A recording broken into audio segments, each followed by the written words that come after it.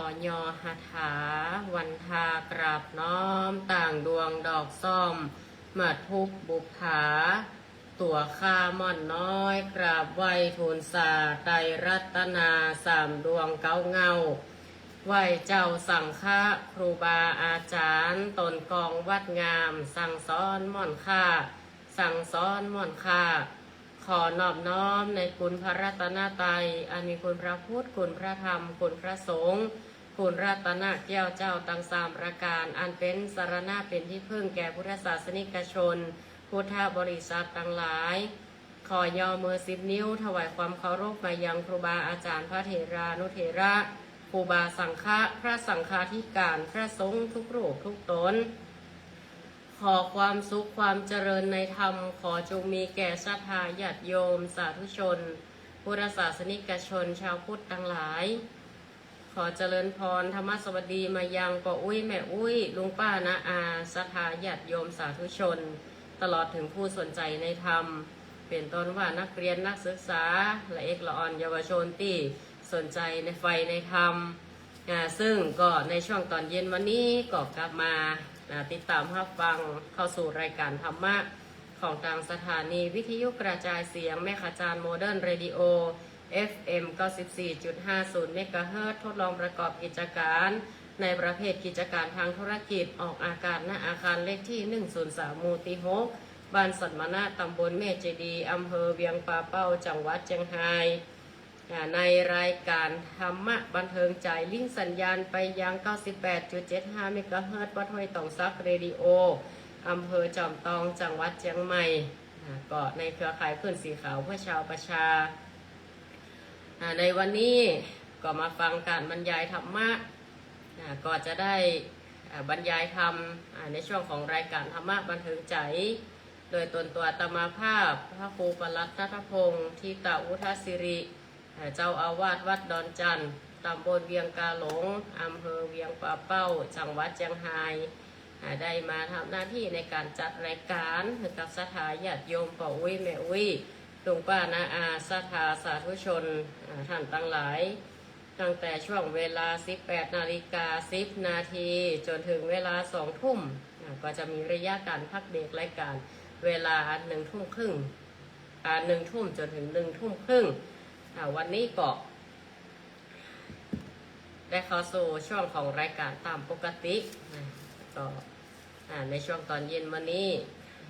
ทางกรมอุตุนิยมวิทยาคนก็ได้ประกาศประเทศไทยเข้าสู่ฤดูฝนยังเป็นทางการแล้วก็ประกาศหลายวันที่ผ่านมาในฤดูฝนนี่ก็เฮือสถาญาติโยมเฮามีสติสัมปชัญญะสติคือความระลึกได้หูเนื้อหูตัวสัมปชัญญะความรู้ทั่วถึงทุกอิริยาบถเดินยืนนั่งนอนการพอการฟังกันอย่างต่างๆการใช้ชีวิตประจำวันของเฮาในขณะปัจจุบันนี้ก็เหตุการณ์ต่างๆเกิดขึ้นมากมายโดยเฉพาะในเรื่องของการพระพุทธศาสนาก็มีเหตุการณ์ต่างๆเกิดขึ้นบอกว่าจะเป็นข่าวร้ายลงปีข่าวดีนี่เสียสตังค์ข่าวดีเขาบอกใครเอาลงต่อใดนักก็เขาก็ฟังวิเคราะห์ทุกสิ่งทุกอย่างศรัทธาญาติโยมมันอยู่ที่ผลของการกระทำของเฮานั่นแหละของตัวบุคคลเฮาทำดีก็ได้ดีไปทำชั่วก็ได้ผลของความชั่วมันอันว่ากิเลสคือความกิเลสมันมีเป็นเท่าว่าสิ่งที่ทำให้เป็นเครื่องเศร้าหมองใจเมื่อเข้าไปในจิตในใจแล้วมันก็ทำให้ตัวมารนี่หมายถึงอย่างตัวมารก็คือความโลภก็ดีความโกรธก็ดีความหลงก็ดีหลงเลยโลภะคือความโลภบอกว่าจะเป็นหน้าที่การงานตำแหน่งเป็นเงินทองเกิดความปริมาณเกิดความพอดีความโลภความโกรธความหลงหันจิตขัดเพื่อนจากคันลองของธรรมไปเผลอเลอสติไปก็บอกว่าอาจจะเป็นคารวะหรือเป็นบรรพชิตก็ตามคารวะบรรพชิตเป็นฆฤหัสถ์เป็นเจ้าบ้านหากว่าดูความชั่วได้เขาขอบงามแล้วก็ยังเผลอเลอทำผิดได้บอกว่าจะอยู่ในสถานะใดก็ตามศรัทธาญาติโยมสังคมเฮาคนดีคนบดี เราก็แยกเอาเราจะไปเหมารวมอะไรอย่างต่างๆนาบ่ได้นะเนาะก็มันมีทุกอย่างทุกปีเป็นเจ้าบ้านถือศีลห้าก็พิษเหมือนกันพอไปพรในกอกก็มีพิษทุกวงการทุกอย่างทำใจเป็นกลางศรัทธาเมื่อเผื่อพิษเขาก็ว่าไปตามพิษถูกเขาก็ว่าไปตามถูกพระพุทธศาสนาเขาเจริญมาได้ก็เพราะอาศัยพระธรรมและพระวินัยสองละอย่างนี้เป็นหลักก็โดยสำคัญจะขาดมาได้ก่อนนั้นซึ่งพุทธศาสนิกชนเขาช่วยกันขับเคลื่อนแล้วก็ศึกษาธรรมะไปตัวการศึกษาธรรมะการศึกษาช่วยกันเผยแผ่ธรรมและวินัยช่วยกันสอดส่องดูแลช่วยกันทำนุบำรุงวัดวาอารามเพื่อการศึกษาแก่พระภิกษุสามเณรโดยเฉพาะลูกเนรนี่ก็เป็นเรากอแห่งสมณะช่วงนี้ก็โรงเรียนเปิดโรงเรียนบอกว่าจะเป็นโรงเรียนพระเนรก็ดีโรงเรียนตั้งเด็กละอ่อนตั้งโลกก็ดีผู้ปกครองก็กระตือรือร้นกันหลับใจสารพัดสารเพกาดใช้ใจต่างๆนานากับเสื้อผ้าอาภรณ์กับนั่นการนี้การเทิมก็ตามทางโลกเนาะการศึกษาหาความรู้ปัจจุบันก็ต้องมีสติอยู่กับตัวหากว่าสติสตังมาอยู่กับตัวนี่ย่อมประมาทได้ง่ายก็ทำให้กิเลสตัณหาเขาครอบงำความโลภความโกรธความหลงนี่แหละทางนั้นตีเพื่อมีสติก็คือว่าเพื่อเขามีสติในการดำเนินชีวิตในสติบ่เพื่อพิษศีลพิธรรมถ้าพิษคนเฮานี่จะพิษบ่พิษอย่าเลยกับใจแต่บดีพิษเป็นอาจินบดีพิษในข้อลักๆใหญ่ๆอาจจะพลาดพลั้งเล็กๆน้อยๆเพื่อดึงสติเฮาปิกมาตักเตือนตนเองดีกว่าไปเพ่งโทษบุคคลอื่นในวันนี้ก็ถือว่าเป็นวันสำคัญในทางพระพุทธศาสนาเฮาแห่งวันหนึ่งนั่นก็คือเป็นวันอัฐมีบูชาวันเฮาก็เดือน8เนาะ8ดับก็เดือน8หลายวัดหลายว่าเพิ่นก็จะทำพิธีบางวัดเพิ่นก็ทำประกอบพิธีส่งน้ำพระธาตุเดือน8ส่งน้ำพระธาตุหรือว่าบางวัดก็ทำพิธีอันเป็นมงคลต่างๆศรัทธาหรือว่าจะประกอบพิธีทางพระพุทธศาสนาว่าด้วยการทำบุญมี3อย่างก็คือทานศีลภาวนาอยู่3ข้อเนี่ยก็คือประเทศไทยเฮานี่ก็ส่วนใหญ่ประชากรส่วนใหญ่นับถือพระพุทธศาสนาโดยเฉพาะนิกายเถรวาทเฮาเนี่ยมาสืบต่อกันอย่างยาวนานจนถึงณปัจจุบันก็ด้วยอาศัยพุทธบริษัท4ต้องช่วยกันประคับประคองพยุงพระพุทธศาสนาของเฮาช่วยการศึกษาน้ำธรรมคำสอนพระธรรมพระวินัยหลักปฏิบัติได้กอมเก๋าเอาชีวิตของคนไทยนั้นเพื่อมีความสุขและก็ความเป็นอยู่ที่เรียบง่ายรวมถึงเป็นติ๊กบอกเกิดแห่งจารีตธรรมเนียมประเพณีที่ดีงามและก็เป็นที่ยอมรับนับถือแล้วก็ย่อมต้องชาวพุทธเฮาเมื่อรู้จะอี้แล้วก็ต้องประพฤติปฏิบัติตามหลักที่พระพุทธองค์นั้นได้ทรงสั่งสอนเอาไว้โดยบ่เพื่อเฮาตั้งอยู่ในความประมาทปัจฉิมโอวาทของพระสัมมาสัมพุทธเจ้าปัจฉิมโอวาทคือโอวาทครั้งสุดท้ายที่พระสัมมาสัมพุทธเจ้านั้นเปิดได้ตัดเอาไว้ก่อนที่จะเสด็จดับขันธ์ท่าปรินิพพานนั้นก็ได้เตือนให้ชาวพุทธทั้งหลายนะบ่เพื่อตั้งอยู่ในความประมาทก็วันอาฐมีบูชาแรม8 ค่ำเดือน6นะแรม8 ค่ำเดือน6ปีนี้ก็ตรงกับวันที่19 พฤษภาคม 2568นะก็ความสำคัญนั้นอยู่ที่เนื้อหาก่อนที่พระพุทธองค์จะเสด็จดับขันธ์ปรินิพพานว่าวยะธรรมาสังขาราอัปปะมาเทนะสัมปะเทถะซึ่งแปลว่า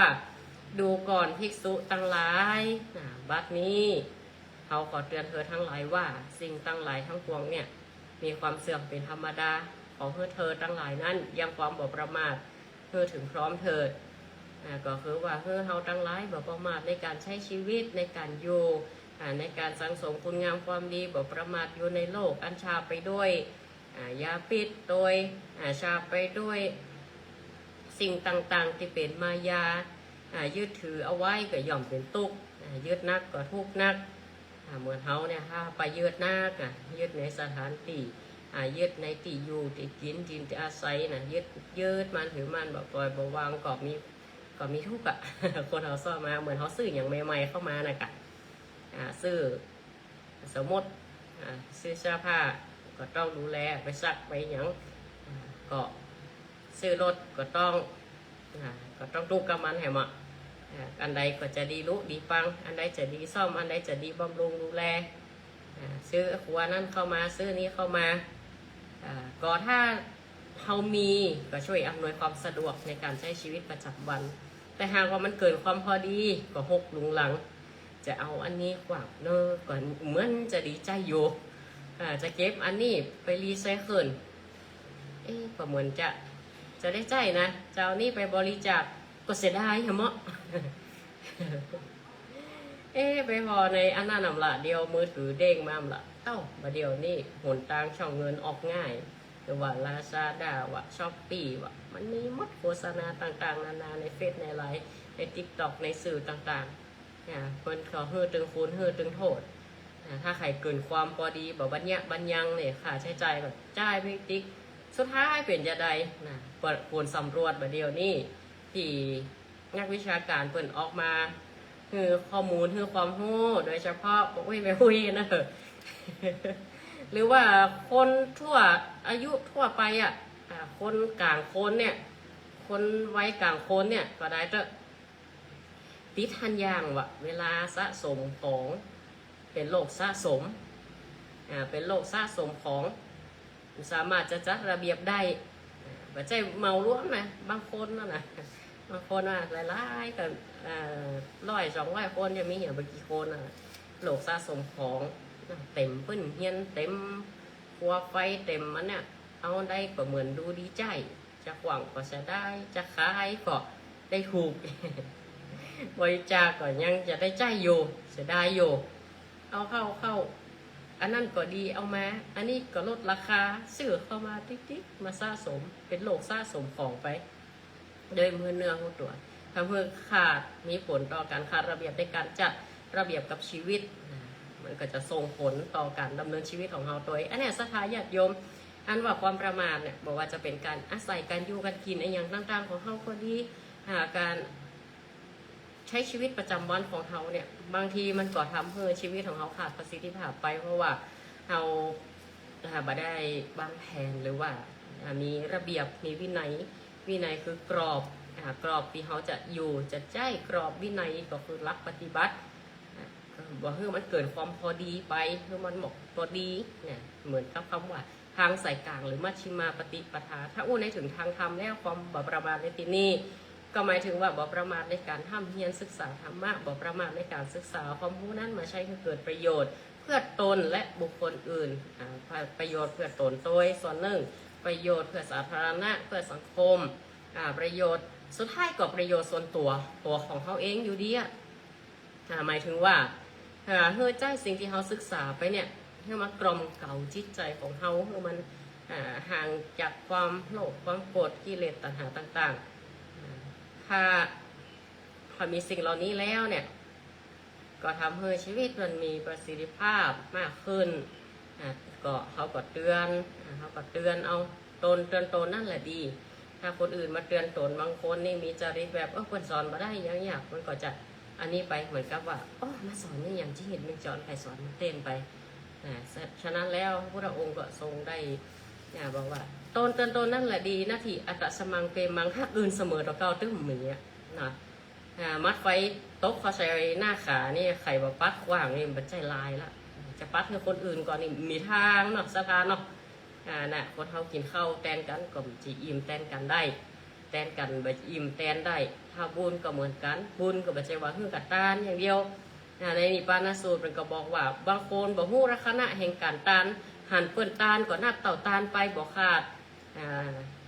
หันเปิดตานก่อนนับตานบางเตื้อก็อาจจะถึงยังกุศลบุญตานไปหายังผู้ที่พอจะตานไปกับเพราะว่าอย่างบางครั้งก็ยังทนีที่เหนียวอยู่บางทีก็ยังตีว่าเนาะก็มันมีเหตุมีปัจจัยอยู่หลายสิ่งหลายอย่างบอกว่าวัตถุทานหรือว่าทานนั้นก็จะเกิดประโยชน์หมดใดที่จริงการให้ทานนั้นจะต้องประกอบด้วยหลัก3อย่างศีลที่เขาปฏิบัติโดยศีลว่าศีลเขามีก็ศีลนั้นจะย่อมทรง ผลเฮือทานที่เขาทำไปแล้วสิ่งของที่เขาทานเขาเฮือไปแล้วน่ะจะสำเร็จประโยชน์หรือจะอุทิศไปหาอย่างบรรพบุรุษหรือตีดวงลับไปเพื่อได้รับบุญกุศลอย่างเต็มที่และการภาวนาก็สำคัญโดยเฉพาะแต่การเฮือตานอย่างเดียวในธรรมนิปานาสูตรเพิ่นยังโยกเรื่องของอันน่ะสองที่ได้อธิว่าเฮือตานปอหาแม่ก็จกใจเตตานจะหน้าก็ว่าปอแม่สองเท่านั่นก็บ่ได้ครับเพราะว่าเหตุปัจจัยมันก็เกิดอยู่เหตุมันก็คือก่อนเมื่อยังคนสองเท่าเนี่ยก็ได้กระทำกรรมบดีคนผู้เป็นผัวก็โลภกับคนอื่นที่ค้าขายกับกันแล้วก็ปอนี่ชอบฆ่าทรัพย์เป็นชีวิตจิตใจเป็นอาจินชอบเอาเลือดนกน้อยมาผสมเป็นยายว่ะส่วนนางผู้เมียนี่ก็มีใจบ่ชื่นทั้งทำใจเห็นจืดได้กระทำกับมีสุวิชาจารย์มีหนึ่งแล้วแอมเห็นสองเนี่ยก็เนื้อสองขาได้มรณะไปได้กลายเป็นเปตาวิสัยก็มีเสื้อผ้าอาภรณ์อะไรอย่างจะลงได้มีลูกสองคนก็ตามแต่ก็ไปถึงก็เลยไปถามพระพุทธเจ้าเพราะว่าเมื่อได้ก็ฝันหันอีปออีเมเนี่ยเข้าฝันมาได้กินอย่างนั้นอย่างนี้พระพุทธองค์ก็บอกว่าเพื่อสร้างวัตถุไตรยทานเตตานไปแต่ในขณะตีวัตถุไตรยทานจะฮือนั่นน่ะพระพุทธองค์ได้ฮือธรรมะตัว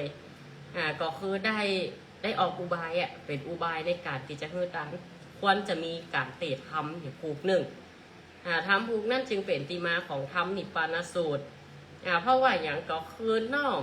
เมื่อเขาเพื่อทานแล้วรักษาศีลแล้วทำกายยาของเขาเพื่อสะอาดเนี่ยก่อนสะอาดก่อนจะไปทำบุญกายสะอาดจิตใจก็ต้องสะอาดโดยต้องถูกการคัดการฟอกโดยได้เข้าใจในเรื่องของการต้านโดยเห็นใจว่าเฉพาะกระหื้อบ่ได้นะ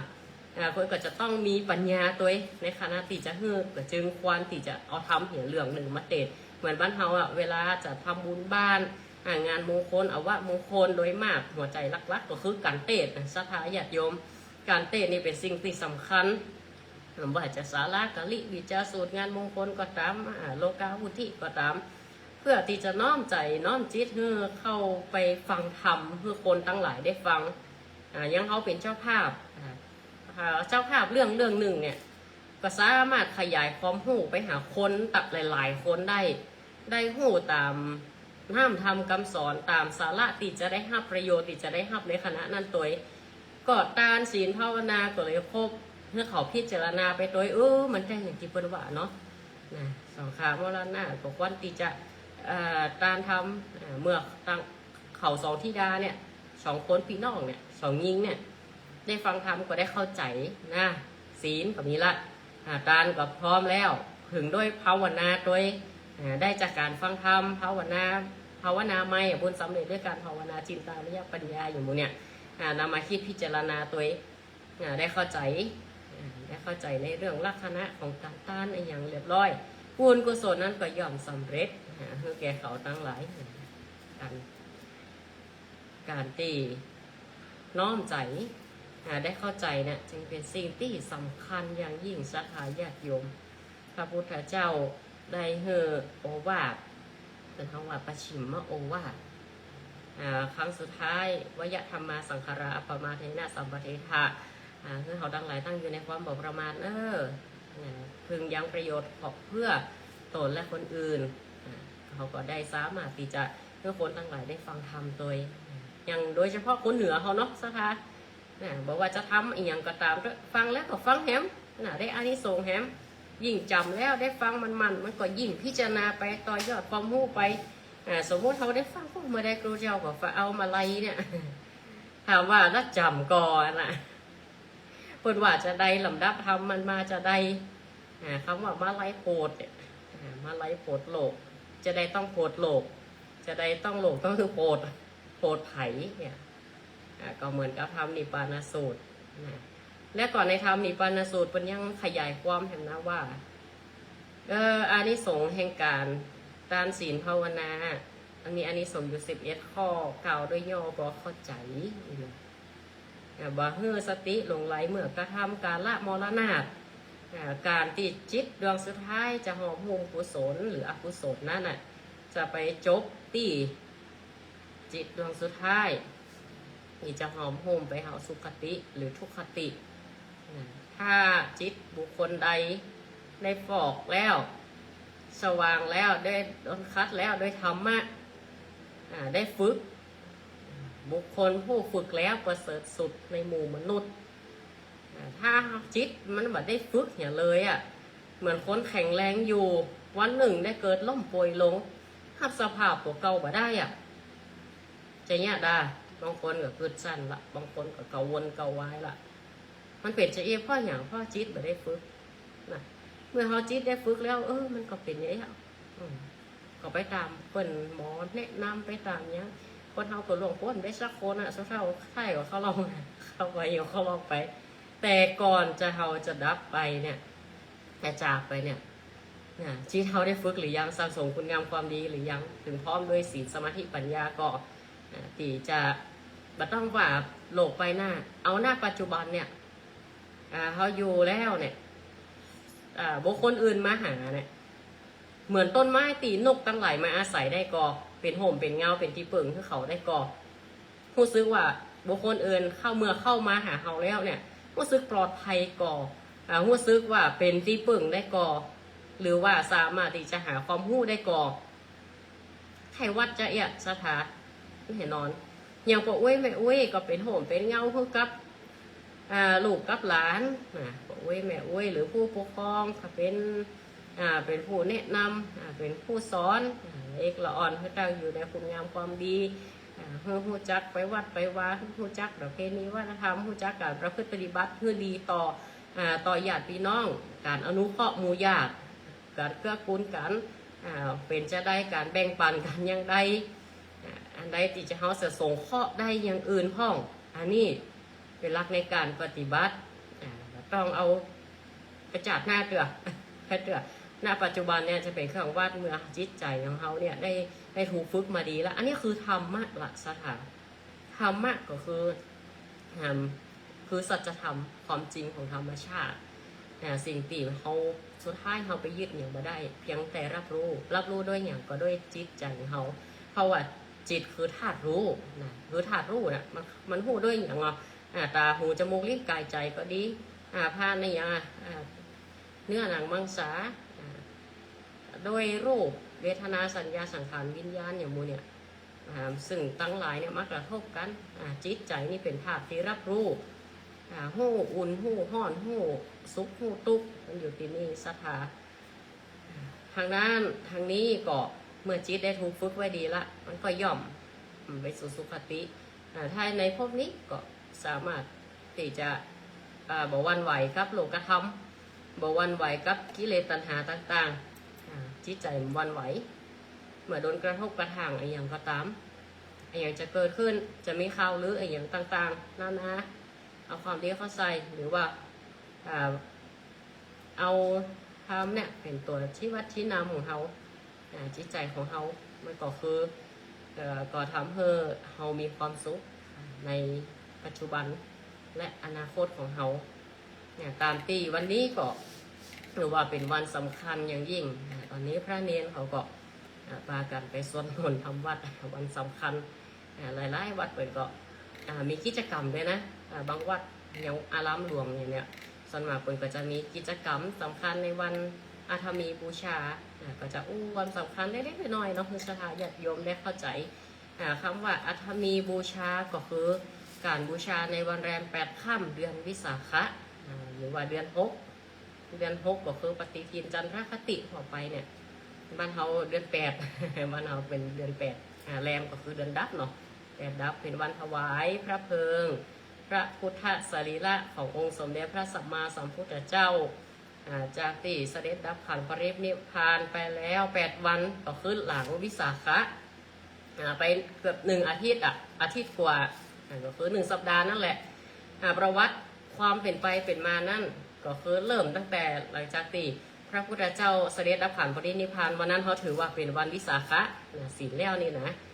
ศีลแล้ว15 ค่ำเนาะเดือน6เป็นวันประสูติตรัสรู้ได้ปรินิพพานที่เหตุการณ์เนี่ยมาตรงกัน15 ค่ำเดือน6แล้วก็หลังจากนั้นก็เป็นเดือนแฮม8 ค่ำผ่านมาเห็น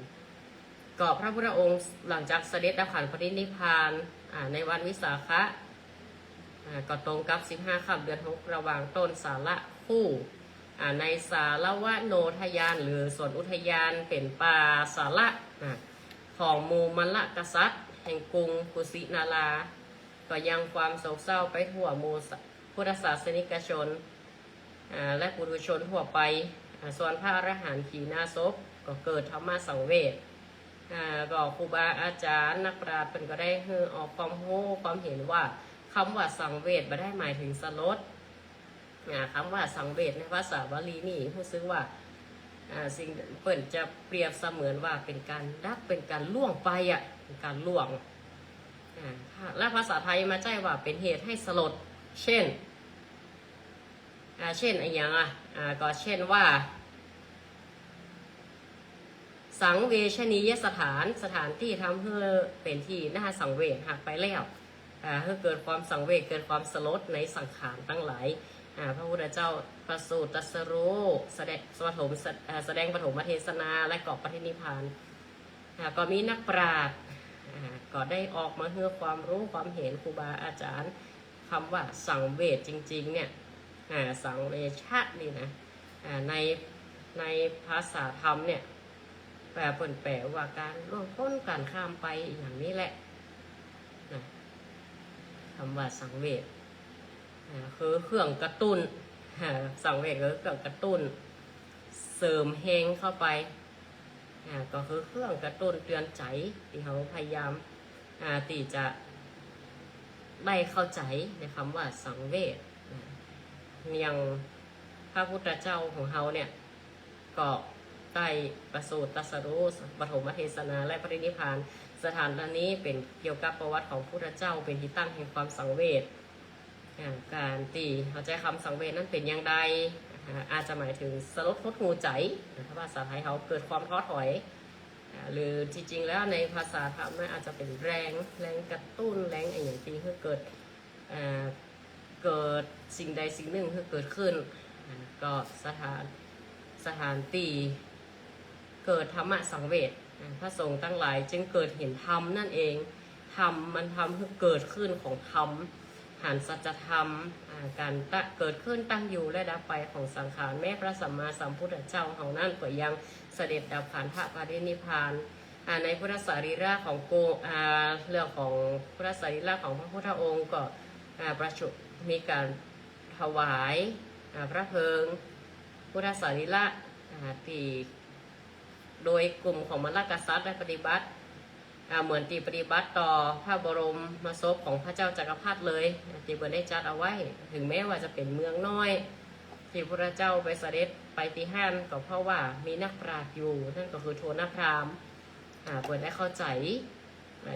ในการจัดพิธีอย่างต่างๆเนี่ยเพื่อสำเร็จเรียบร้อยพระองค์ทรงเห็นดวงหน้าไปแล้วจึงเสด็จไปเมืองนี้แล้วแห่งอย่างหนึ่งพยายามจะเกิดศึกสงครามอย่างต่างๆเกิดขึ้นก็เพราะว่าอย่างหลังจากที่ถวายพระเพลิงเสร็จแน่นอนเขาตึงรูพระบรมสารีริกธาตุที่เขาสุดท้ายได้ตีว่าได้มาจัดแบ่งกันในสมัยพระเจ้าอโศกแบ่งกันไปแบ่งกันมาเป็นพระธาตุทั่วประเทศนะทั่วโลกนะก็มีการที่จะแตกอย่างออกไปแบ่งออกไปเป็นพระบรมสารีริกธาตุไปยังสถานที่ต่างๆสร้างเป็นพระธาตุที่ไว้สาก็ได้มีการประเพณีส่งนะเมื่อสร้างแล้วเขาก็ต้องมีความเคารพเพื่อการปฏิบัติบ้านนั้นเมืองนั้นถึงจะข้านกรุงรุ่งเรืองอยู่ดีมีสุขใช่ว่าเปิ้นแป้งตัวแป้งแล้วก็บ่ได้ไหวได้สาบ่ได้หักษาเลยสุดท้ายพระธาตุเหล่านั้นก็จะอุนตทานหายไปเด้อญาติโยมถ้าเขามีเขาก็มันไหวมันสามันสวดมนต์สวดโยโกห้องนะมันจะได้ก็เหมือนอินเดียเสื่อมไปในช่วงนั้นสงครามก็ดีอย่างก็ดีจนถึงพระเจ้าอโศกมหาราชได้ไปบรรจุในที่ต่างๆสุดท้ายหลังจากต่างสงครามบางทีคนก็ได้คุดพระบรมสารีริกธาตุก็ได้ไปแจกจ่ายกันในสมัยพระเจ้าอโศกก็เหมือนกันที่ได้มาก็เพราะว่าไปในสถานที่พระพุทธเจ้าประสูติอย่างสถานที่สำคัญแล้วก็เป็นสัญลักษณ์ว่าสถานนี้ตีนี้เป็นตีประสูติอันนี้ตรัสรู้อันนี้แสดงปฐมเทศนาและนิพพานเพิ่นก็คุดออกมา เปิดกระฟุดเอาพระธาตุมาแล้วก็ไปแจกจ่ายกันต่อแจกจ่ายกันต่อไปแหมสุดท้ายก็หมู่นักประวัติศาสตร์โบราณคดีตั้งหลายเนี่ยก็ไปคุดปะแหม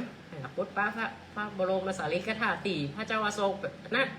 ขยายไปตีต่างๆนะก็เอามากระแจกกระจายกันไปเลยเกิดพระธาตุการสร้างพระธาตุกันสร้างสถูปเจดีย์กันโดยปกติแล้วอินเดียเพิ่นห้องว่าสตูป่าเนี่ยสตูป่ายอดมันจะแหลมเนี่ยวันเฮาแต่ว่าเนาะของเปิ้นจะเหมือนสตูปโดยต้นฉบับของเปิ้นนะประเทศไทยของเฮาก็มาวิวัฒนาการพัฒนาการตามยุคสมัยตามศิลปะและจินตนาการที่จะสร้างพระธาตุขึ้นมาก็จัดโดยอย่างสมพระเกียรติตามที่พระพุทธเจ้าตรัสไว้ก่อนนิพพานคือใจผ้าห่อพระบรมศพของพระเจ้าจักรพรรดิเสร็จแล้วน่ะคือห่อด้วยสำลีบริสุทธิ์แล้วห่อด้วยผ้าใหม่อีกชั้นหนึ่งแล้วทำวิธีนี้จนห่อพระบรมศพแล้วก็เอาผ้าติดยุกสำลี9,000 ชิ้นแล้วอัญเชิญพระบรมศพลงในรางเล็กเติมด้วยน้ำมันแล้วก็ใจรางเล็กอีกอันหนึ่งครอบแล้วทำจิตราคารด้วยไม้หอมล้วนแล้วถวายพระเพลิงพระบรมศพดุจเสมือนของพระเจ้าจักรพรรดิสร้างพระสถูปของพระเจ้าจักรพรรดิไว้ที่กลางใหญ่ทั้ง4 แห่งก็คือเปรียบเสมือนของพระพุทธเจ้านี่แหละเป็นผู้เป็นใหญ่แก่โมเทวดาและมนุษย์ทั้งหลายและเรามรรคกษัตริย์ทั้งหลายทั้งเทวดาสักการะบูชาพระพุทธสรีระโดยการฟ้อนรำขับร้องประโคมดนตรีพ้องจัดดอกไม้ของหอมที่เป็นของทิพย์และที่เป็นของมนุษย์โดยอัญเชิญพระ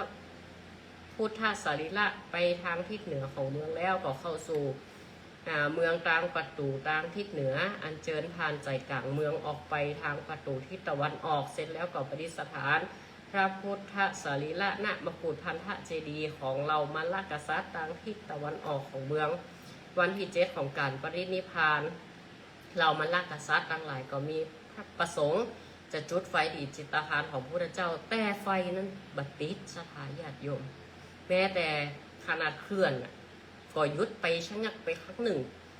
ชะงักไปเมินเหมือนกันนี่นะดังที่พระไตรปิฎกได้บันทึกเอาไว้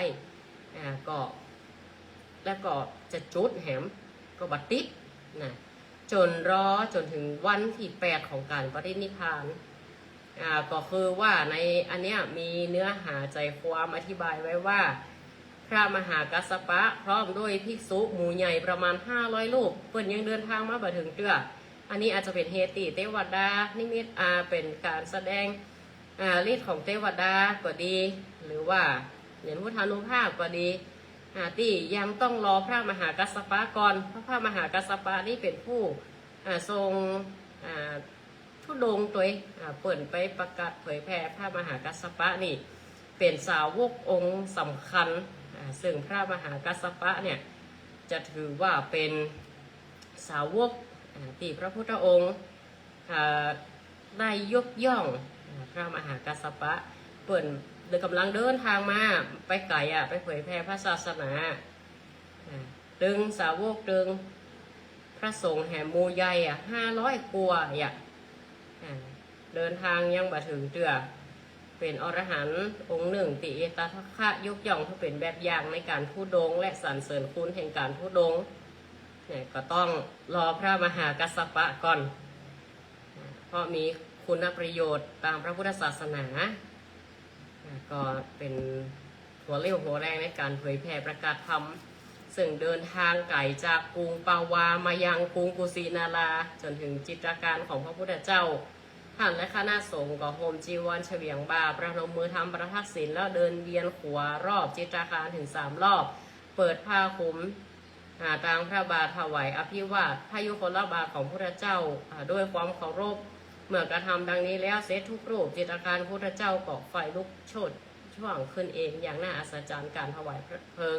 สรีระจึงเป็นเหตุการณ์ที่สำคัญที่ควรค่าแก่การประกอบพิธีกรรมเพื่อระลึกถึงคุณของพระพุทธองค์และก็ในประเทศไทยของเราจะหันว่าส่วนมากจะมีบางวัดที่เปิดจำลองเหตุการณ์เนาะจำลองเหตุการณ์ที่ว่าพระธ เป็นการถวายพระเพลิงพุทธสรีระของพระพุทธเจ้าซึ่งวันถวายพระเพลิงพระพุทธสรีระนั้นในวันนั้นก็เกิดเหตุอัศจรรย์ที่เพิ่นได้พรรณนาเอาไว้เกิดขึ้นก็คือเมื่อพระเพลิงไหม้พุทธสรีระอวัยวะต่างๆถึงไปนอกไปในต่างๆปรากฏเห่าปรากฏขมเมาคงอยู่แต่พระบรมสารีริกธาตุเต่าอั้นบรรดาผ้า500คู่ตีห่อหุ้มพระบรมศพมีเพียง2 ผืนเท่านั้นตีบรรทุไฟไหม้ก็คือผืนในสุดกับผืนนอกสุดเมื่อพระเพลิงไหม้พุทธสรีระแล้วก็ปรากฏมีน้ำพุ่งขึ้นจากไม้สาระดับจิตตคารของพระพุทธเจ้าฝ่ายมลกษัตริย์ก็ดับจิตตคารก็คือว่าสถานที่ที่ประกอบถวายพระเพลิงเนี่ยของพระพุทธองค์เนี่ยโดยน้ำมันหอมล้วนๆต่อจากนั้นมลกษัตริย์ทั้งหลายได้จัดกำลังกองทัพป้องกันพระบรมสารีริกธาตุเนี่ยเหตุการณ์สำคัญก็จะเกิดขึ้นตอนนี้แหละเหตุใดที่พระพุทธเจ้าจะต้องไปปรินิพพานเมืองน้อยๆต่อเมืองใหญ่ๆอย่างแคว้นมคธโกศลหรือว่ากบิลพัทเองเมืองเกิดของเปิ่นก็ยังบอกไปจะได้มานิพพานติเมืองน้อยๆก็เพราะว่าเหตุเนี้ยถ้าคนหนักกว่าซ้ำให้ศรัทธาญาติโยมเนาะมันจะวุ่นวายชุลมุนชุลมุนต่างๆอีกอย่างหนึ่งจัดแล้วนี่เปิ่นได้เป็นจักรพรรดิพระเจ้าแผ่นดินที่เกิดในสถานที่เนี้ยมาก่อนเป็นจะอีแต่ก่อนนี่มันจะเมืองน้อยๆเนอะแต่ก่อนนี่เป็นเมืองใหญ่นะต่อจากนั้นหลังจากตีมาลากษัตริย์จัดกองทัพไปป้องกันหมดละแล้วก็มีการฟ้อนจัดลำประโคมดนตรีจัดดอกไม้ถวายของหอม7 วันแล้วก็มีการแบ่งพระบรมสารีริกธาตุเหตุการณ์ตีพระพุทธองค์ได้มองเห็นเกาะได้ทรงมองอนาคตแล้วก็เกิดขึ้นจริงๆหลังจากที่มาลากษัตริย์ได้ถวายพระเพลิงพุทธสรีระแล้วในคณะที่มีการฉลองพระบรมสารีริกธาตุก็มีกษัตริย์และพราหมณ์จาก2 แคว้นส่งสมณทูตพร้อมติ๊กกองทัพมาเรียบร้อยยกมาล้อมเมืองของเรามาลากษัตริย์พราหมณ์ถึง2 แคว้นส่งสมณทูตและกองทัพเพื่อขอแบ่งพระบรมสารีริกธาตุใครก็ค่ได้ค่ะเนาะสถานเนาะไปประดิษฐานยังบ้านยังเมืองอย่างตื่นหนึ่งในห้างก่อนนะกรุงการขอแบ่งพระบรมสารีริกธาตุของมาลากษัตริย์ก็คือกรุงกุสินารานั่นแหละครั้งแรกมาละกษัตริย์บ่ยอมแบ่งเฮ้คิดจะเปิดนิพพานนี่ต้องเป็นของเฮาแต่ภายหลังโคนหน้าพราหมณ์ผู้มีปัญญาผู้เป็นบัณฑิตก็ได้เป็นอาจารย์ของมูกษัตริย์เหล่านั้นโดยได้เจรจาประนีประนอมเพื่อตกลงกันทำ MOU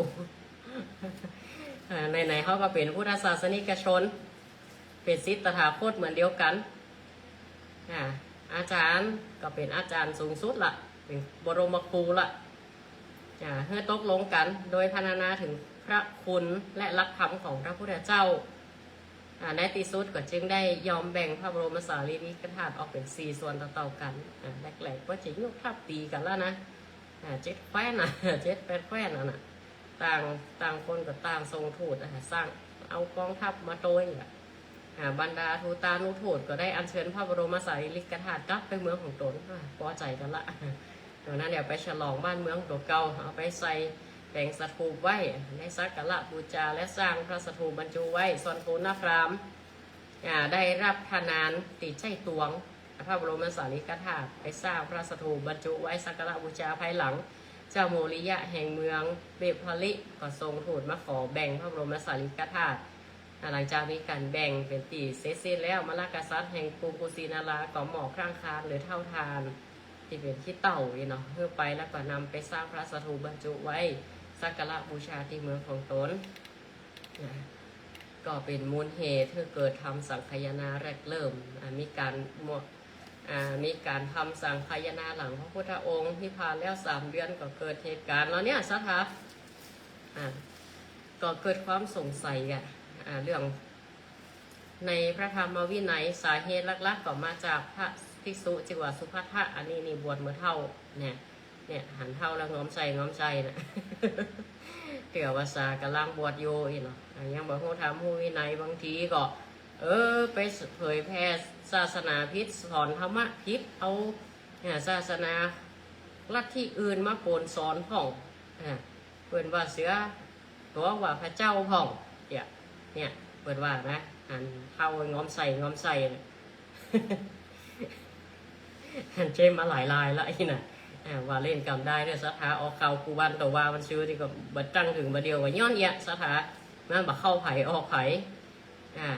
มันอยู่ที่ตัวของเฮานะบะเกี่ยวกับอายุบะเกี่ยวกับอย่างมันอยู่ที่มันเฮาจะนึกได้ก่อน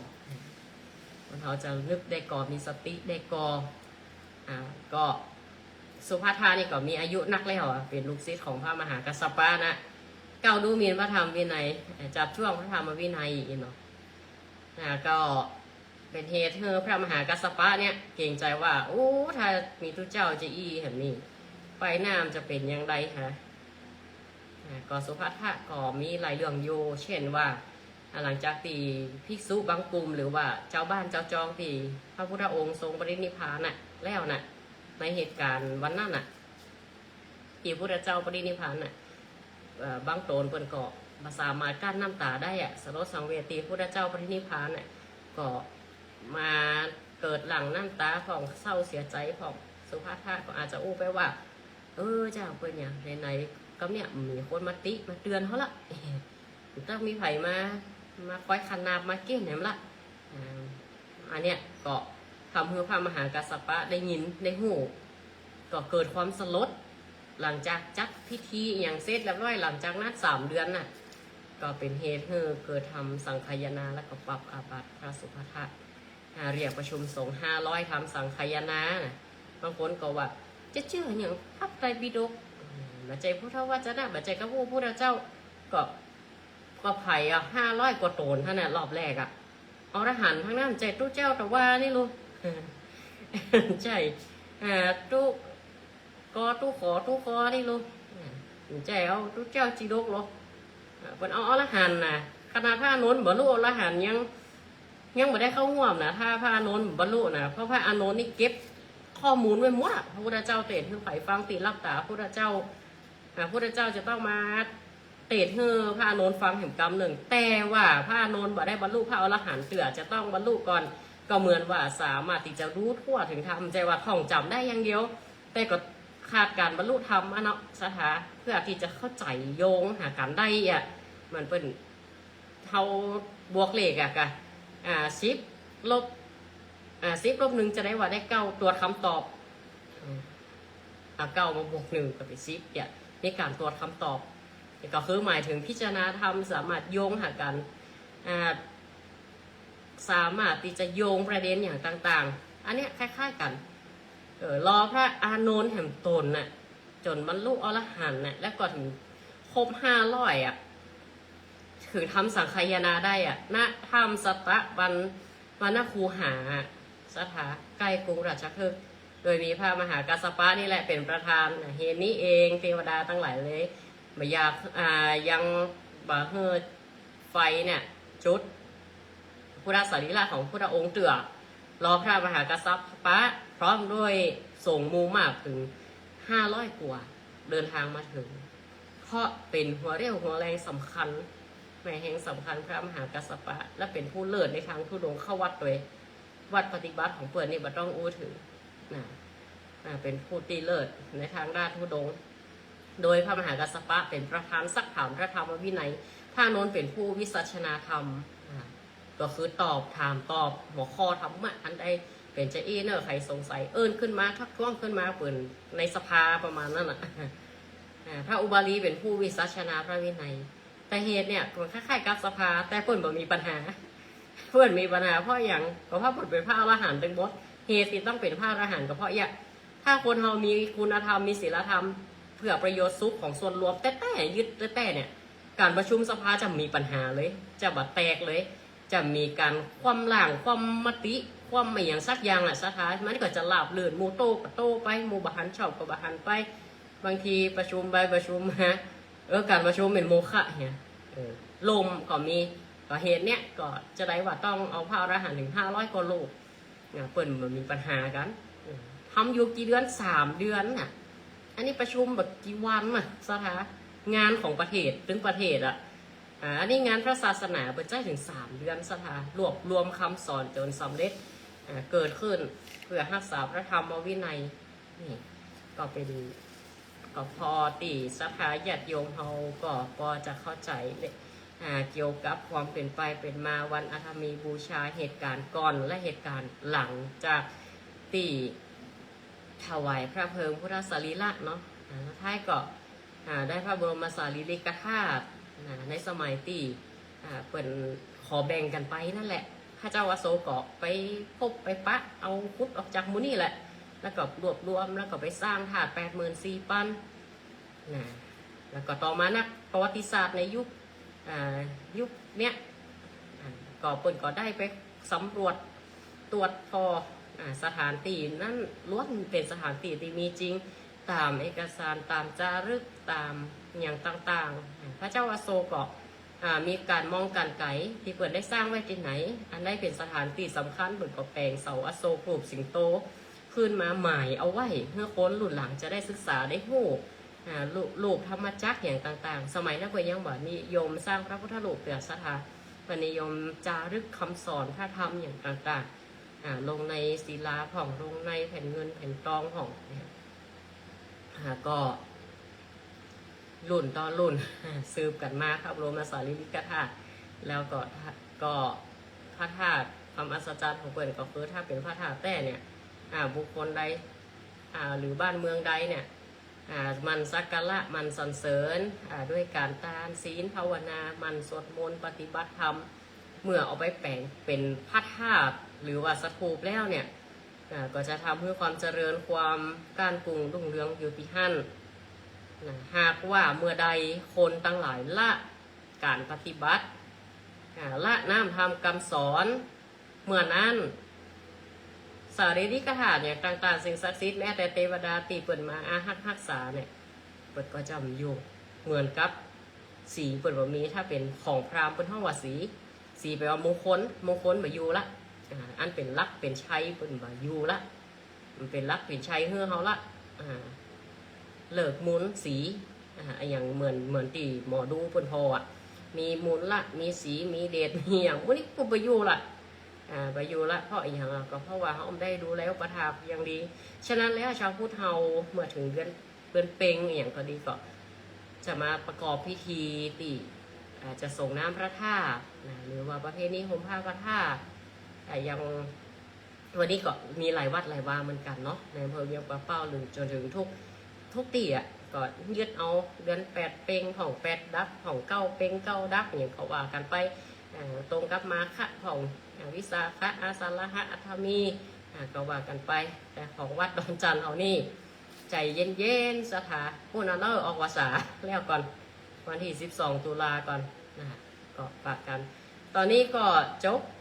ช่วงแรกของพักเบรกรายการไว้เพียงเต้าอี้กันเนอสถาญาติโยมเดี๋ยวกลับมาฟังกันต่อพร้อมหับสายหน้าไม้เวลา 19:30 นาทีจนถึง 2 ทุ่มอีกครั้งหนึ่งก็ขอพักเบรกไว้เพียงตอนนี้เจริญพรเนออนุโมทนาเนอสถาญาติโยมที่ฟังตังไลฟ์สดตังเพจรายการธรรมะบันเทิงใจก็ดีแล้วก็ติอาตมาแชร์ไปที่เฟซส่วนตัวที่เตาวุฒศิริพิคุก็ดีหรือว่าบางท่านก็ฟังตัง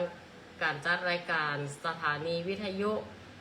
94.50 เมกะจาร์โมเดิร์นเรดิโอและก็ 98.75 เมกะเฮิรตซ์วัดห้วยตองซักเรดิโอก็ต้องขออนุโมทนาขอบคุณขอบใจที่ได้ติดตามรับฟังหากผิดพลาดประการใดก็ต้องขอสุมากับสถาญาติโยมเฮาทุกท่านตัวเนาะก็สามารถแนะนำหรือว่าติชมกันได้ช่วงที่2ก็เบอร์โทรศัพท์เนอะถ้าท่านใดจะโทรมาคือคำชี้นำสอบถามหรือว่าข้อติดสงสัยข้อปัญหาธรรมใดๆกติเบอร์โทรศัพท์0963458026รายการธรรมะบันเทิงใจหากว่าคำถามนั้นอยากกระพงผู้ภูมิธรรมก็จะได้ไปหาคำตอบปรึกษาครูบาอาจารย์แล้วก็จะตอบเพื่อศรัทธาหากว่าเกิดภูมิธรรมของอาตมาภาพเนาะก็ขอพักเบรกรายการนะเพียงต่ออีกันเนอร์ก็ขอเจริญพรทุกท่านตัวธรรมะสวัสดีเดี๋ยวปิ๊กมานะเกิงชั่วโมงก็ขอธรรมะสวัสดีมายังศรัทธาญาติโยมพุทธศาสนิกชนพุทธบริษัททุกท่านเจริญพรมายังป่าอุ้ยแม่อุ้ยลุงป้านาอาศรัทธาญาติโยมสาธุชนพุทธศาสนิกชนเด็กละอ่อนเยาวชนนักเรียนนักศึกษาตลอดถึงผู้สนใจในทางธรรมค เข้าสู่ช่วงรายการของธรรมะบันเทิงใจของทางสถานีวิทยุกระจายเสียงแม่ขจารย์โมเดิร์นเรดิโอ FM 94.50 เมกะเฮิรตซ์ได้ลิงก์สัญญาณไปที่ 98.75 เมกะเฮิรตซ์วัดห้วยตองซักเรดิโออำเภอจอมทองจังหวัดเชียงใหม่และในเครือข่ายคลื่นสีขาวประชาประชาก็ตั้งแต่เริ่มต้นรายการตั้งแต่เวลา 18:10 นาทีก็ขออนุโมทนาญาติโยมทุกท่านที่คือกำลังใจตลอดถึงในการติดตามรับฟังการจัดรายการธรรมะของทางสถานีโดยตลอดถึงการไลฟ์สดผ่านทางเพจรายการธรรมะบันเทิงใจและก็ทีตาวุฒศิริพิขุอันนี้เป็น Facebook ส่วนตัวอาตมาภาพอนุโมทนาติดตามทางผ่านทางไลฟ์สดก็มีโยมปาสิสสิธรป่ามีคุณโยมแม่ปะดามินอีเนาะ แม่เป็นยูฝางเนาะตอนนี้โยมแม่ยุพินหอมมาลาแล้วก็โยมแม่อาจารย์กิติคุณจากโรงเจสีพลอยแล้วก็ตลอดถึงคุณโยมวิภาคาเป็ดนี่เนาะนี่เป็นโฮมเปอร์เซียโฮมปู่วัดอันนี้ก็ติดต่อได้นะไข่ตีจะปูพรมมาอย่างพรมนะปรึกษาจบทีเดียวนะเปิดก็ได้ติดตามฮับฟังโยตั้งวัดตั้งวาก็การมีงานก็เอินจ่าหาเปิดก็ขายพรมขายพรมขายวอลเปเปอร์ครบวงจรเปิดที่ตามฮับฟังทางเพจรายการธรรมะบันเทิงใจตลอดถึงสถาทุกท่านโอ้ปะเยาโดยป้านงเยาอันนี้จากสันทรายเนาะอยู่ที่ไหนเขาก็ฮับฟังกันได้อยู่ใกล้อยู่ไกลบัดสำคัญขอใจมาถึงกันปอเนี่ยบางของอยู่แถวกรุงเทพกรุงไทยอยู่เมืองนอกเมืองนาก็ติดตามรับฟังกันได้เวลานี้ก็เป็นช่วงที่2ของรายการธรรมะบันเทิงใจอีกสักครู่ก็จะได้เปิดสายสนทนาหน้าไมค์กับศรัทธาญาติโยมแลกเปลี่ยนข้อคิดคติธรรมหรือความรู้ทางธรรมะหรือท่านใดมีข้อสงสัยอย่างต่างๆก็ติดตามหรือสอบถามได้โอ้แม่สายบัวหวังเจริญมันก็ติดตามตั้งเพจเนอะอันนี้ศรัทธาสันบ่เมาน่ะ ศรัทธาตังสันบ่เมาน่ะแม่ว่าฟังแล้วม่วนหูม่วนใจวะม่วนเสียงบิดรถเขาอันนี้ อันนี้โยมแม่สายบัวหวังเจริญเปิดก็ได้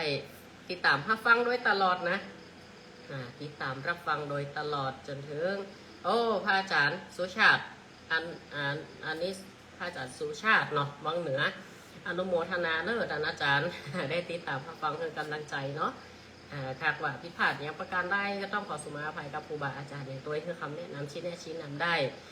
ตมาภาพได้หรือว่าผิดพลาดในทางธรรมอาจจะบรรทุกบกพร่องจะได้ต้องขอสมาอภัยรับฟังทุกข้อคิดเห็นทุกคอมเมนต์ถือว่าเขาได้เป็นส่วนหนึ่งในการเผยแพร่ธรรมะก็บ่ได้พูดถึงทุกเรื่องเป็นผู้กำลังฝึกอยู่ ฝึกได้แนะนำได้พระเจ้าบรรเทานี่สบายพระเจ้าบรรเทาปูกันได้ปากกันได้เป็นลูกเป็นหลานศรัทธานั่นแหละมาจะใครที่ไหนมาได้หนังรับหูรับตามาได้หรอก การตั้งหลายก็มีจัดนักจะยังเขาคอมเมนต์ยุวัดอย่างนั้นอย่างอีกเอาเป็นตีสนุกปากเอาเป็นกรรมวาจา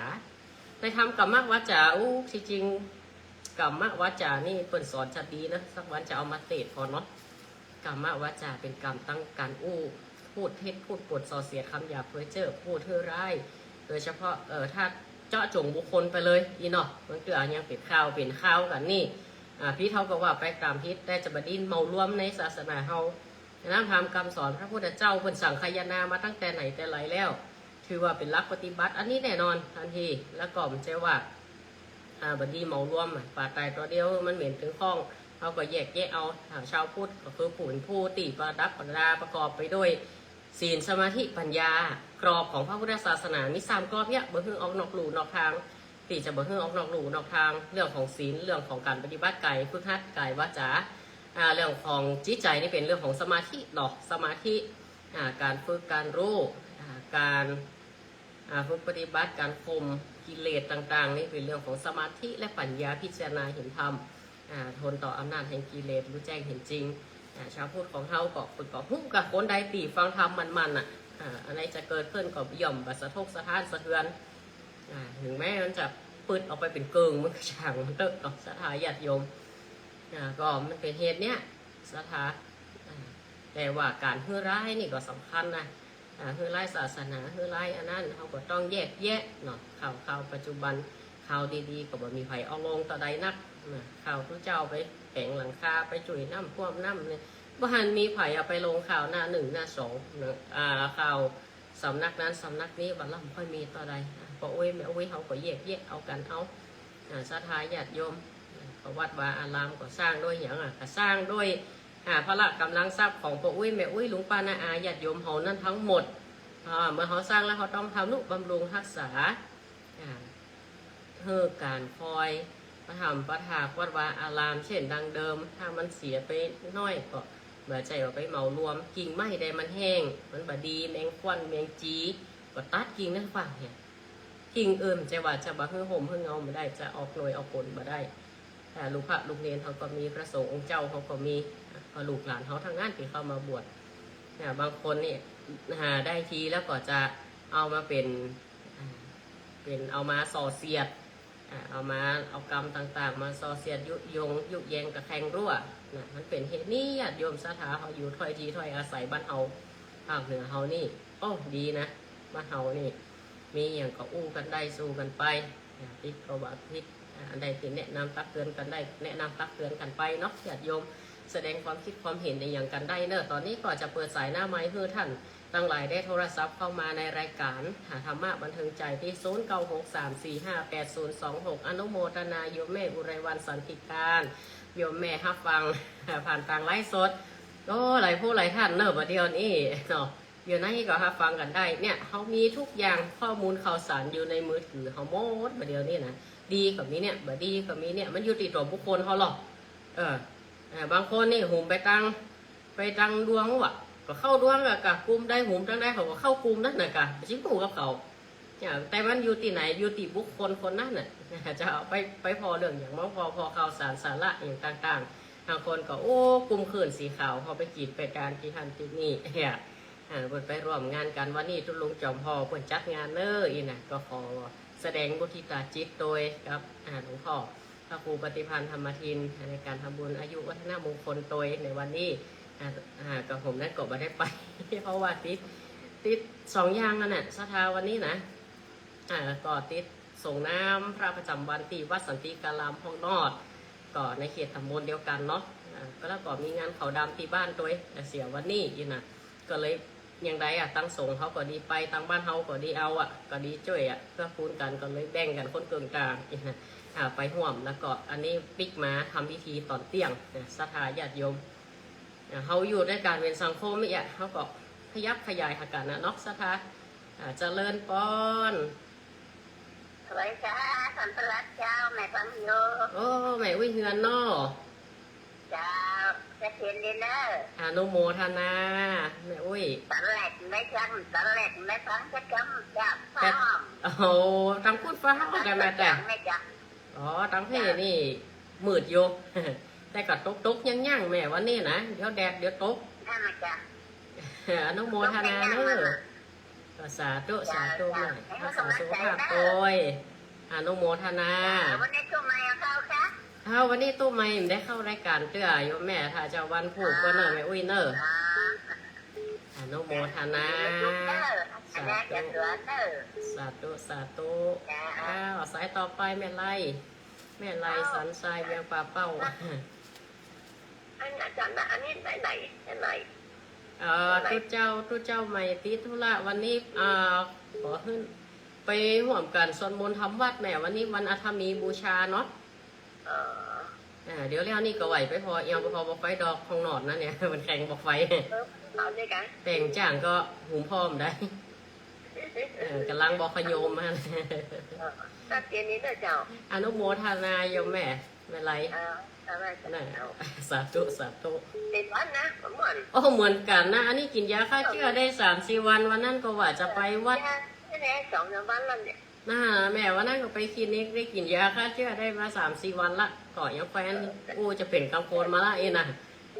ก็มาได้ไปวัดเจดินสักคำกลุ่มขื่นสีขาวเพิ่นนัดกันวัดไปห่วมงานเขาดำที่วัดท่านมหาวิษณุเป็นมรณภาพเนาะ ก็เลยฝากครูบา40,000ไปเฮียอีนะเดี๋ยวมีโอกาสก็จะเข้าไปแห่ใหม่ เมื่อยแม่บางก่อนนะ น่ากับเพื่อออกนะเดี๋ยวขอ7,000นู่นนะ อากาศมันเปลี่ยนไหม เอ็น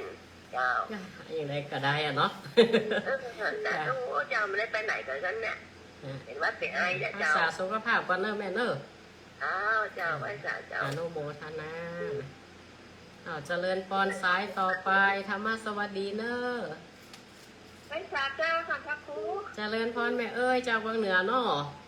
เจ้า น่าจำเสียงได้อย่างก็โยมแม่ บนโต๊ะขอเจ้า โอ้ตกๆยังเดี๋ยวแดดเดี๋ยวฝนแม่ วันนี้พอดีโต๊ะก็ตอนเดี๋ยวนี้ก็ ตะกี้กำลังแมบนะ เจ้าวันนี้กระจ่างจะน้องสั่งพระครูนะพระครูของน้องเนี่ยเป็นลักเนาะ แม่เห็นแล้วแม่เขาไปยึดบุคคลกันเนาะแม่เนาะเขายึดเอาธรรมะเขายึดเอาวัดวาอารามเนาะศาสนาเขาก็น้อยก็มีหรอกเนาะเดี๋ยวนี้เขาใส่ไฟขนาดนั้น นั่นน่ะไม่หลงไหลอันอื่นนี่มันก็มีเสียละ น่ะแม่อนุโมทนาแม่เอ้ยเนอะ เจ้ากำลังใจนะเจ้า สาธุสาธุเจริญปอนโยมแม่โยมแม่อุไรวันสันติการนี่เปิดติดตามตลอดเนาะใครโทรบัตรตันก็โทรศัพท์เข้ามาได้เนอะ0963458026ต่างบันล่องวันนี้เปิ่นพูดกันเนาะโยมแม่อุไรวันเนาะวันนี้เปิ่นสงงามพระธาตุวัดเจดีย์ศรีมงคลเนาะบ้านล่องเนาะวันนี้บ้านโยมแม่เปิ่นสงงามพระธาตุหันออกใน Facebook ในตำบลเวียงกะโหลงเขานี่ก็จะเป็นวัดสันติการามอันนี้เปิ่นสงน้ำพระประจำวันแล้วก็วัดท่าตำบลเมเจดีย์นี่ก็จะวัดกลางวัดกลางคณะก็นี่ก็รอกันนะ รอทุเจ้าครบเปิดไปส่งน้ำหันนี่แล้วก็รอส่งครบก็ทำพิธีกันเดี่ยงเนี่ยกันมันมีหลายการหลายงานด้วยศรัทธาญาติโยมหน้านี้นะบางอย่างก็บางทีก็บัดไปสบายก็ได้ไปงานหอมงานนั้นที่นี่อย่างวันนั้นก็ฝากทางครูบาเปิ่นไปให้ไปหอมตัวหอมตัวเจริญปอน ไม่จ้า จากทางได้โยมแม่ จำตองเจ้า จอมตอง โยมแม่ละอ่อน อ๋อโยมแม่ละอ่อนอีเนาะโยมแม่เนาะ เจ้า ชัดเจนบ่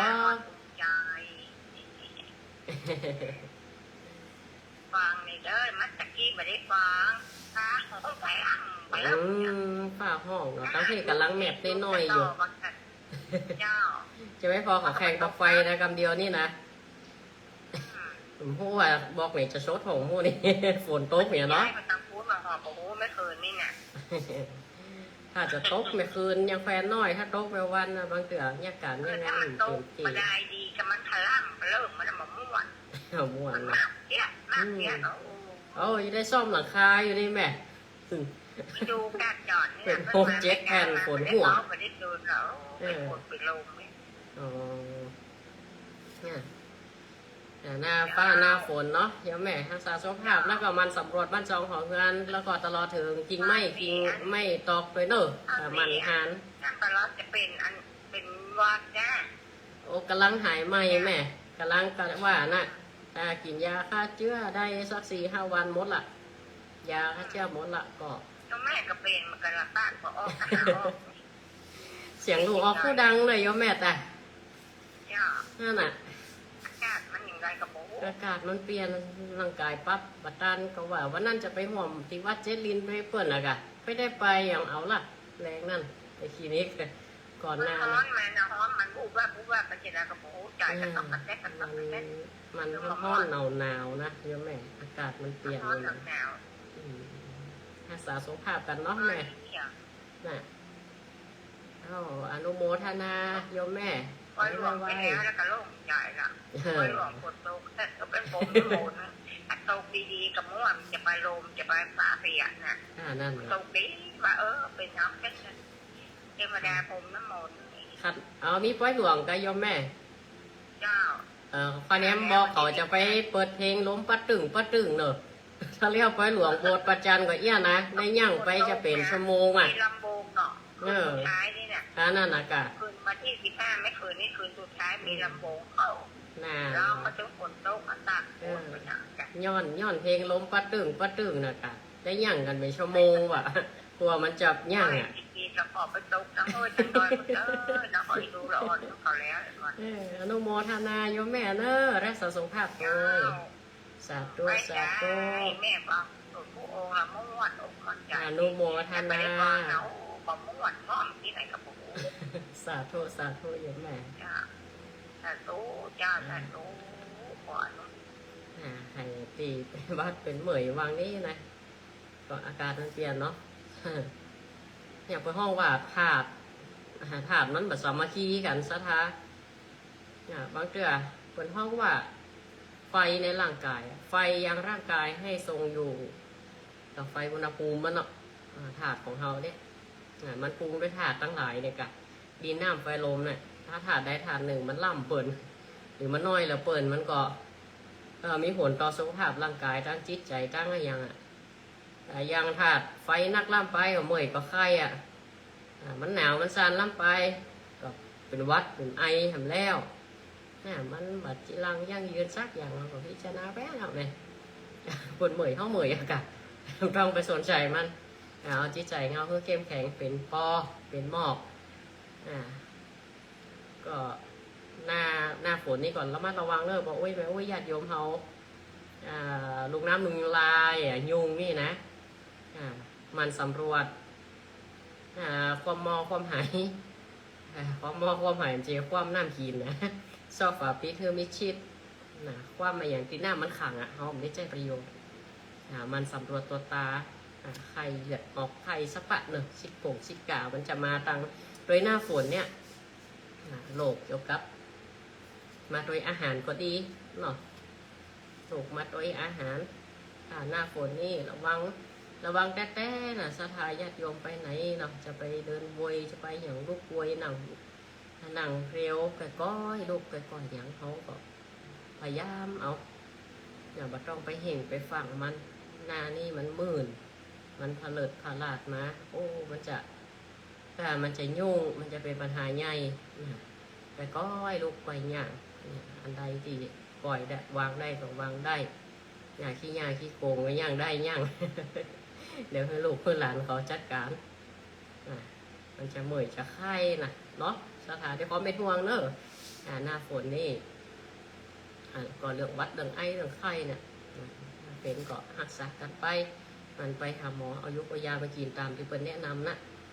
กินล่ำไปก็บดีนะสถาอนุโมทนาแม่อนุพวงขันคำนะที่ตามรับฟังอยู่ในขณะนี้โยมโยมตีนาวันปทุมอนุโมทนาเนอะนี่ค่ะฟังจากจังใหม่หลายตีหลายต่างเนาะวันนี้ติดตามฟังกันอู้ถึงเรื่องการส่งน้ำสถาส่งน้ำพระธาตุวัดดอนจันทร์เดี๋ยวพอปฏิทินกันเนอะก็คงจับพูดหน่อย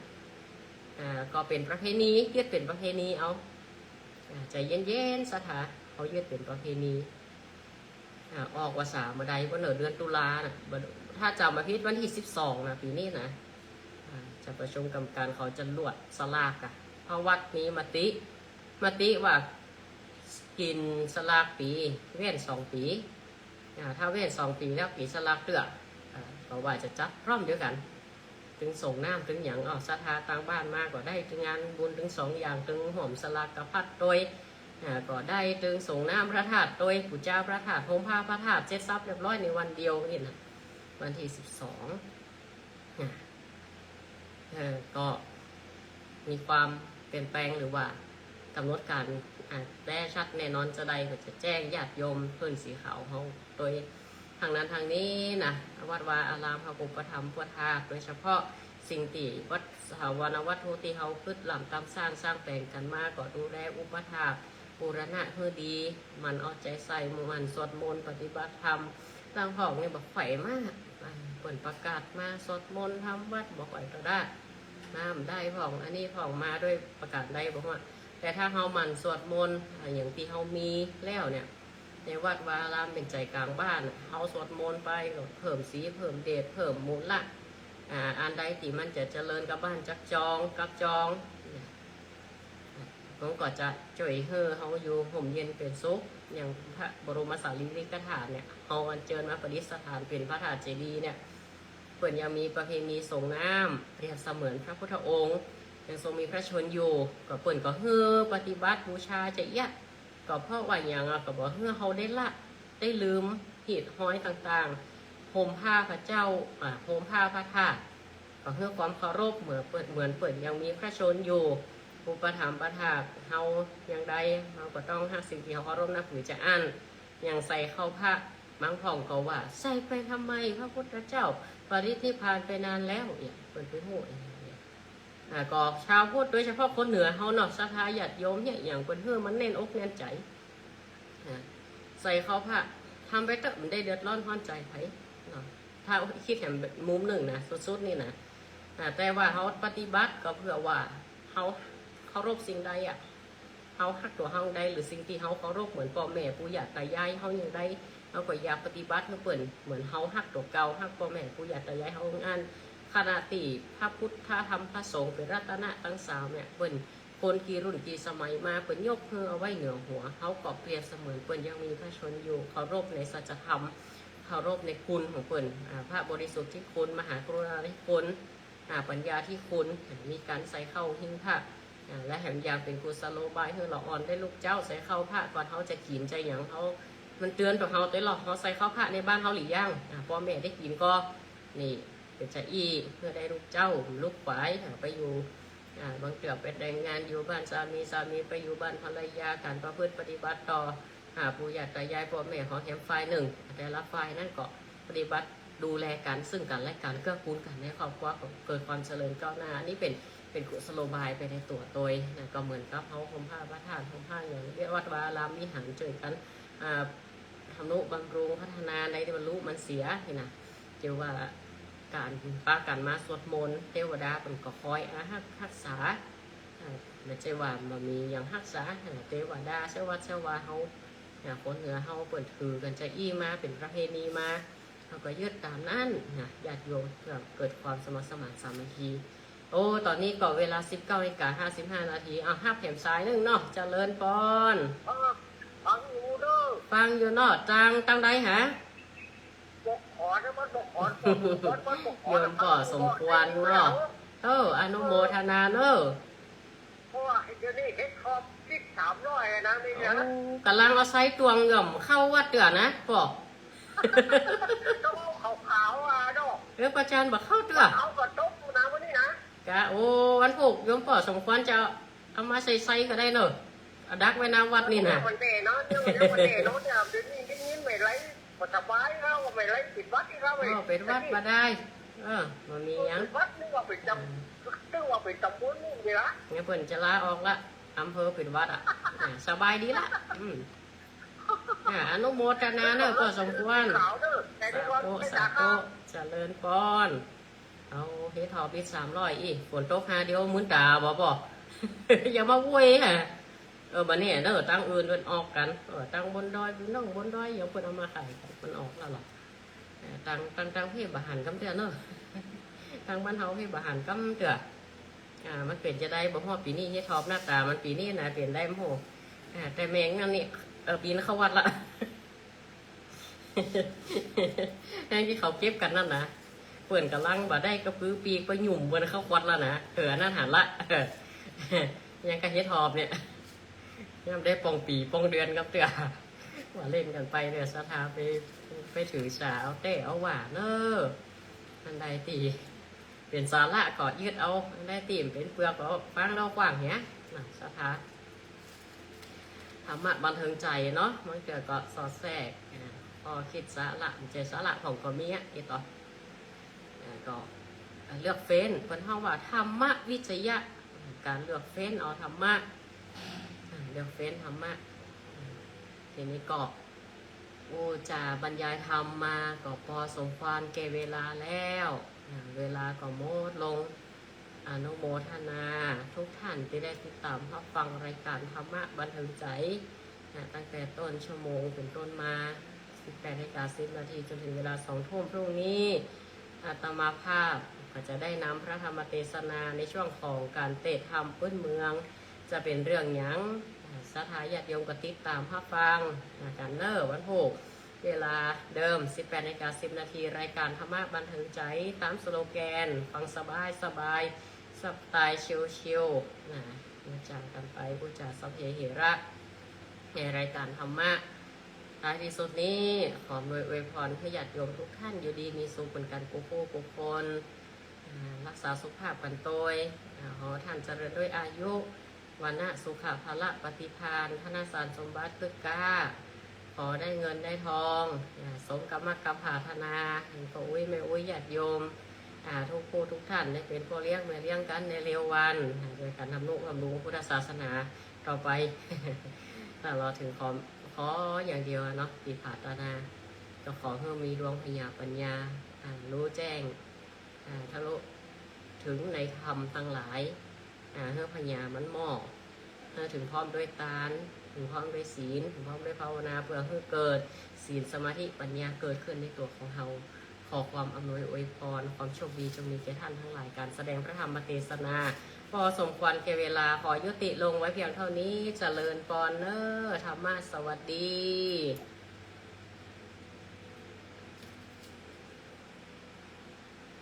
ผลบุญรักษาโชคลาภน้อง อนุโมทนาญาติโยมศรัทธาทุกท่านติดตามรับฟังในไลฟ์สดวันนี้บอกว่าจะเป็นเพจรายการธรรมะบันเทิงใจแล้วก็ Facebook วันนี้ก็ไล่ผ่านทาง iPad ครับทางสถานีสถาปกตินี่ก็จะเอาเป็นภาพหน้าปกเพราะว่าปกตินี้ใจโน้ตบุ๊กในช่วงนี้ทำงานวิจัยก็เลยโน้ตบุ๊ก กลัวมันแห้งเนาะข้อมูลอยู่ในหันนักก็เลยกลัวมันหายก็เลยไล่สดเป็นหูบมันใส่หูภาพแทนมาได้ก็เลยเป็นไล่สดหันหน้าทุกเจ้าแท้ๆเนี่ยเองนะเวลาบรรยายทำปกตินี่มันลำออกหน้าตัวใด เอาหูภาพแทนจะเอารูปภาพแทนเอาพอดีนี่กูเดือโหกตีทำเรียบร้อยเนี่ยอยู่ในโน้ตบุ๊กช่วงนี้งานมันน่าสะทาก็กลัวว่าก่อนเครื่องมันล้วนเพราะว่าข้อมูลอย่างต่างๆมันอยู่ในตัวโน้ตบุ๊กเครื่องเดียวเลยกันกลัวรู้มาก็ยุ่งละ งานสำคัญตัวถึงงานวิจัยว่างานสปะก็จะขอพักเบรกรายการจบรายการลงไว้เพียงตอนนี้เนอะธรรมะสวัสดีเจริญพร